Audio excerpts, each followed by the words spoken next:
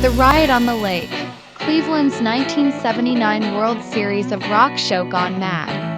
In the late 1970s, Cleveland, Ohio, wore the bruises of a battered industrial America. It was the mistake on the lake, a nickname the national media tossed around like an insult dressed as a joke. Factories were shuttering, the Cuyahoga River had infamously caught fire a decade earlier, and the city was on the brink of financial collapse.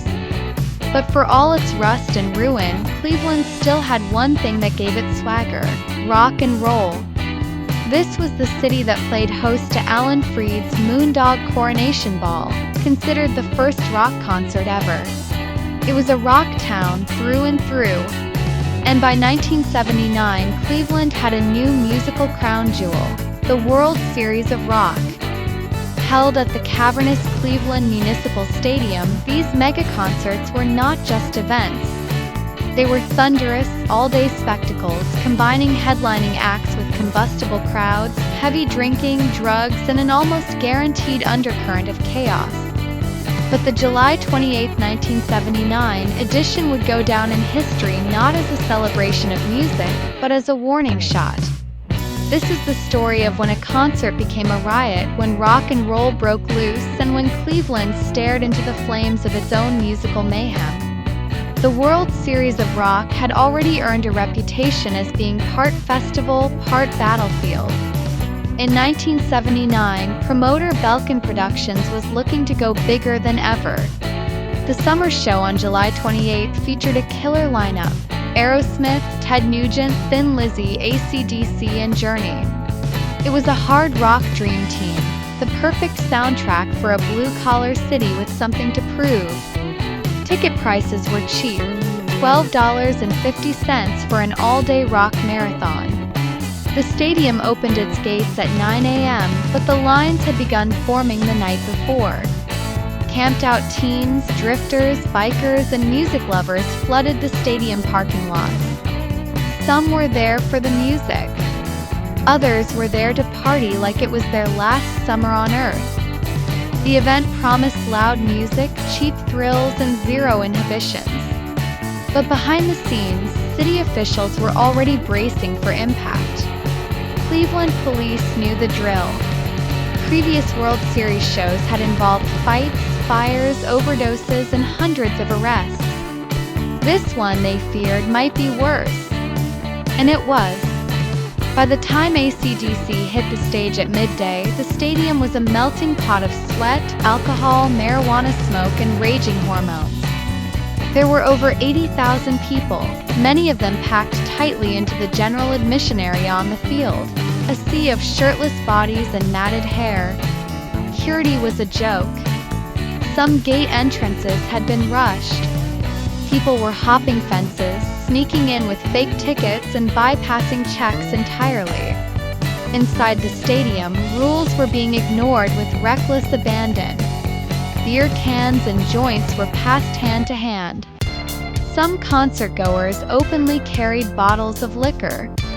Portable toilets were overturned, and the stench of booze and bodily fluids clung to the summer air. Things took a turn when the sun went down. As Ted Nugent launched into his set, the crowd reached a fever pitch. Mosh pits turned violent. Fights broke out in the stands. People were climbing the stadium's light poles. Others were setting small fires in the bleachers, igniting programs, shirts, and seat cushions. Then came Aerosmith. Aerosmith was the main event, and by the time they took the stage, it was after 10 p.m. But lead singer Steven Tyler and guitarist Joe Perry were not getting along. The Toxic Twins were deep into their drug-fueled feud, and their set was sloppy, erratic, and delayed. Tyler, stumbling and slurring between songs, barely kept the energy up. But the crowd didn't care. They were already in the red zone. Fireworks exploded in the stands, not part of the show. Bottles rained down from the upper decks. People were climbing onto the field from every angle. Then, like a lit match in a room full of gasoline, a full-on riot broke loose. Fans stormed the field. Security guards were overwhelmed and retreated. Amplifiers were knocked over. Fires were lit in trash bins and in the dugouts. Several fans set fire to the American flag hanging in center field. Police were called into action, but their presence only escalated things. Cleveland Police Tactical Unit, decked out in riot gear, began trying to push the mob back with tear gas.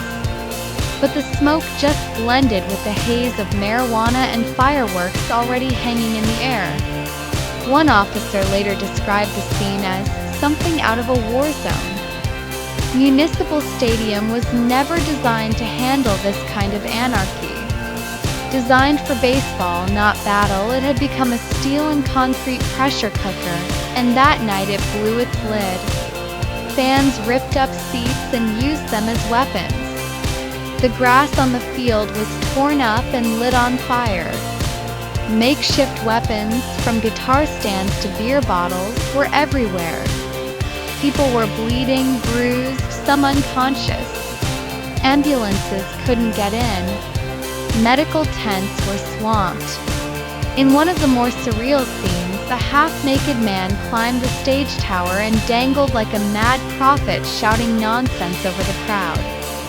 Someone shouted that he had drugs. The crowd cheered. Then he jumped. He broke his leg, but the crowd swarmed him anyway, some trying to help, others just trying to get a closer look. The show had spiraled into chaos. By 2 a.m., the stadium had been partially evacuated, and the police had established control. But the damage was done. Over 100 people were injured. Dozens were arrested. The stadium itself had suffered tens of thousands of dollars in damages. The city of Cleveland had had enough. What was once a marquee rock event had become a civic embarrassment. Local officials blamed the promoters. Promoters blamed the city for inadequate police support. The bands distanced themselves entirely. Even die-hard fans were split. Some called it the greatest rock show ever. Others never wanted to set foot in the stadium again. The World Series of Rock was quietly canceled the following year. The 1979 show became the final nail in the coffin. Looking back, the 1979 Riot was more than just a rowdy concert gone wrong. It was a reflection of Cleveland's pain and pride. The city was crumbling in real time, and its youth, frustrated, angry, desperate to feel alive, had found their outlet. But that night also symbolized the end of an era. The wild, uncontrolled, no-rules spirit of 1970s rock culture was dying. The 1980s would bring tighter security, corporate sponsorship, and a slicker, more commercial brand of music entertainment. Cleveland would bounce back eventually. The Rock and Roll Hall of Fame would open there in 1995, a poetic nod to the city's musical legacy. But it would never host another World Series of Rock. The scars of 1979 ran too deep. Today, stories of that night are part of Cleveland's underground folklore. Those who were there speak of it like survivors of a strange and beautiful war. Some exaggerate. Others don't need to. There are whispers that AC/DC's set was the best they ever played in the States. That a guy gave birth to a punk band after watching the stadium burn. That Ted Nugent tried to fight a rioter himself. Maybe some of it is true. Maybe none of it is. What's certain is this: Cleveland's 1979 World Series of Rock was unforgettable. Not for the music, but for the madness. It was one last, explosive reminder that rock and roll isn't just about sound. It's about chaos, energy, rebellion, and sometimes destruction. And for one night in July, Cleveland was the loudest, wildest, most dangerous place on earth.